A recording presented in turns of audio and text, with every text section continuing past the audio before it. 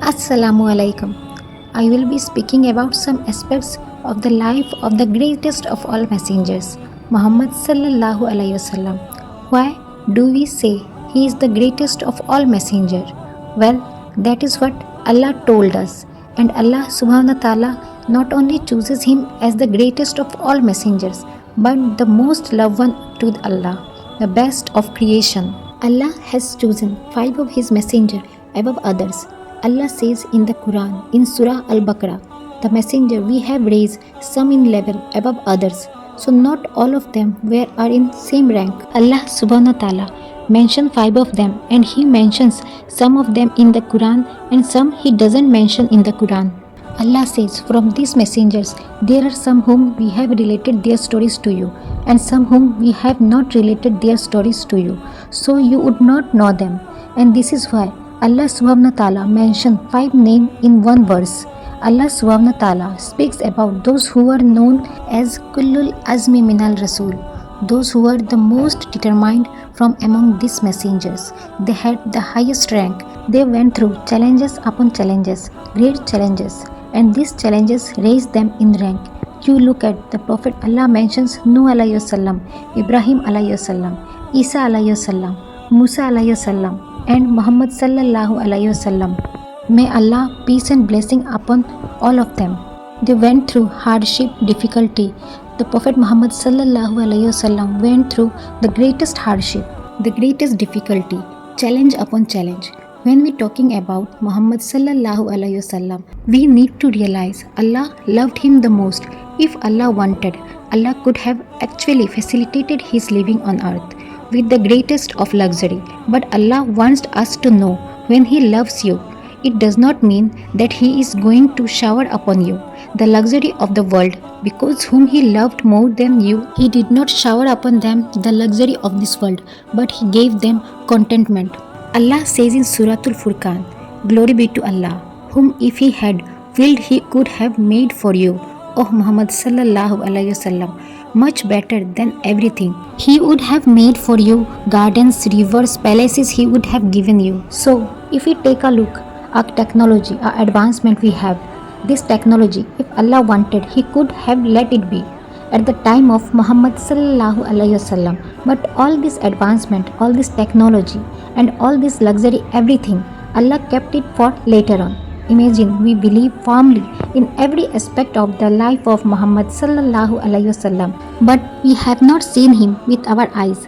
The conviction in our hearts is even stronger than if we had seen him with our eyes, meaning we were not chosen to be formed among the companions of Muhammad sallallahu alaihi wasallam, yet we were totally convinced more than we had seen something with our own eyes. I might be lie if I were to see something, but I will never be lie that messenger Muhammad sallallahu alaihi wasallam and his message. So what is the uniqueness revelation revealed to Muhammad sallallahu alaihi wasallam such that there is no contamination in it? Allah says, we will take care of the Quran, we will protect it, we will ensure that it remain in right after the end. And exactly what happened.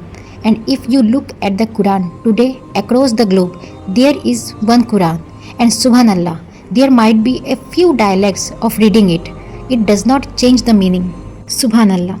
And amazingly, even if I don't speak your language, you can actually correct me when I am reciting the Quran just by the fact that you're Muslim who prays 5 daily prayers. Subhanallah. Muhammad sallallahu alaihi wasallam, best of creation, most knowable prophet. His father passed away before he was born. Subhanallah. Allah chooses for him to be born in a city, and at the time when there was no advancement in terms of electricity, running water, the internet, mobiles, motor vehicles, aircrafts, whatever else they might have been, but Allah favorited him above everyone. He was born. When he was born, his father had already preceded. With the death of his father had preceded his birth. So he was born an orphan. This is a consolation for all orphans. It is not because Allah is upset with you that you are an orphan. It is not because Allah is not love you and that's why he took your father away. No, perhaps he loves you more and that's why he took your father away. Subhanallah. And as Muhammad sallallahu alaihi wasallam grew a little bit older, he faced a hardship when he was sent to Halima, the vet nurse, and at the certain time Jibril alayhi wasallam came to him, and there was the incident of the washing of the heart. At that particular juncture, when he was very young, of the Prophet Muhammad sallallahu alaihi wasallam, subhanallah, he faced a difficulty, a hardship, where he had to come back to his mother. A little while later, his mother passed away. He was only 6 years old, according to some of the narration. So he stayed with his mother for about a year, and according to the narration, if he had come back at the age of 5, most of the time he did not spend with his mother, and when he did, the mother then passed away, and he was 6 years old, so very young. So no father, no mother, there is the most loved one to Allah. That difficulty and hardship did not mean that Allah did not love him. Same applies to any of us. When you faced hardship, difficulty, something happened to you. Remember something, it does not mean Allah does not love you. Perhaps He loves you more than others. Take it in your stride and get chosen to Him. Thank Allah for whatever you do have, the hardship, the challenges faced by everyone. Subhanallah. More so those who are loved by Allah more. When Allah loves you, slaves tasting more and more and more, you gain closeness to Allah, and you realize the best thing you ever have is your relationship with your Maker that will never let you down. The more the hardship, you will not entertain shaitan. You will never let him make us lose hope. You might have lose job, you might have lose so many things. You might have lose family members, like I said, your parents. The Prophet Muhammad sallallahu alaihi wasallam, his grandfather, takes custody of him, looks after him, and 2 years later, his grandfather passes away as well. Imagine the age of 8, you have already lost 3 of the people who are taken care of him. One before you born, the other one when you are 6 years old, and now the third one when you are 8 years old. May Allah make it easy for all of us. I think many of us would think that perhaps that Allah does not love you. Allah does not care for you. It's the opposite. Allah cares for you. Allah alone will take care of you. You might go through few difficulty, but trust me, the victory is coming. Then Muhammad sallallahu alaihi wasallam look after by his uncle Abu Talib. Abu Talib look after the Prophet Muhammad sallallahu alaihi wasallam, and that's the father of Ali. But Ali radiallahu anhu was not yet born. He was born much later, and subhanallah, as he grew a fine young lad, he was known as the trustworthy, he was known as the truthful, and it was amazing. He had a status in community, in society from very young age, where they called on him at times in order to help them judge in disputes. On one occasion, there was a dispute regarding the stone, the black stone, when they were rebuilding the Kaaba, and who exactly should carry it, which tribe is more deserving of it. They called Muhammad sallallahu alaihi wasallam. He was not even a prophet yet, but prior to that, when he was much younger, and they decided we were going to ask him, and whatever he says we will do. And he solved the matter in such a beautiful way. He asked the leader of the everyone of the tribes to hold the piece of the cloth, and they have stone was placed in the middle, and all of them carried it to the Kaaba. And then he took it with his hand and placed in its place. So that's something unique, that they trusted him with this, and it was the gift of Allah for him. Sallallahu alaihi wasallam. May Allah subhanahu wa ta'ala grant ease to everyone and grant us a lesson. You might be known as trustworthy and honest person, but one day when you say something the people don't agree with or they don't like, everything will change, and take it in your stride. They must not make you give up the truth or your honesty, but it is a lesson in the life of Muhammad sallallahu alaihi wasallam for you and I to continue in the obedience of Allah. In the name of Allah, you can do anything. Nothing is impossible in the name of Allah. If you were start things in the name of Allah, nothing is impossible. If you were actually seek the help of Allah, everything become possible. What you thought was impossible, for Allah is very possible. He will do it for you. So nothing is impossible for Allah. He created a mankind from a clot of blood. Subhanallahi Rabbil Alameen. To do using the name of Allah when you think something is impossible, and Allah will make it possible. and Allah will grant you even more than you ever expected.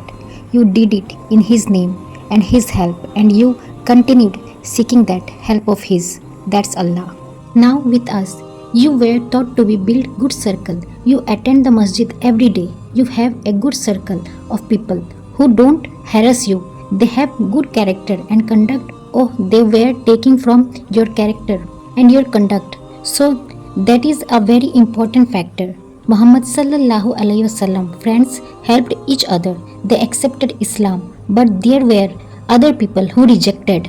They accused him, wanted power, wanted money, wanted humanizing, whatever else it was. A lot of acquisition, being a magician, all those words remember, because if people have accused you of being a magician, on someone wanting money, running after power, wanting fame, wanting this and that, they have accused the Muhammad sallallahu alaihi wasallam of the same thing. So it's nothing new. In fact, it's a sign of the love of Allah for you. If those accusations are not true, then thank Allah. If it was justified, it's okay. But without any justification, they will hate on you. They don't even know you. They have never met you. Don't worry. Thank Allah. Alhamdulillah. Allah loves you. If it happened to the Prophet Muhammad sallallahu alaihi wasallam, so now look at you. May Allah subhanahu wa ta'ala bless every one of you. And so don't worry about this accusation. But don't be from among those who accuses others with the same accusations, because then you have joined the wrong circle. The Prophet Muhammad sallallahu alaihi wasallam at a certain point in his life lost all his children one after the other, besides one, Fatima radiallahu anhu. The rest of them, he lost them either in infancy or adulthood. Any one of us, you go through hardship, remember it's not the rejection of Allah. Allah does not hate you. Perhaps it's the sign of the love of Allah, because it's happened to the one whom he loved the most, the Prophet Muhammad sallallahu alaihi wasallam. People went with him, people refused food and water to go to him, accused him falsely, tried to hate him, tried to kill him. Allah protected him. All those are not signs that Allah dislikes you. There is sign that Allah loves you. So with the loss of job, with the loss of life, with the change of life, it's not the sign that Allah dislikes you, hates you. Perhaps it's because Allah loves you. It's all in the heart. It's all about the condition of the heart. Are you pleased with Allah? Allah will pleased with you. Are you content? It's a contentment that Allah has promised you. That's the lesson we have learned from the life of Prophet Muhammad sallallahu alaihi wasallam. Inshallah, I pray that we have all learned a beautiful lesson from the Prophet Muhammad sallallahu alaihi wasallam life. May peace be upon him, and may Allah bless every one of us.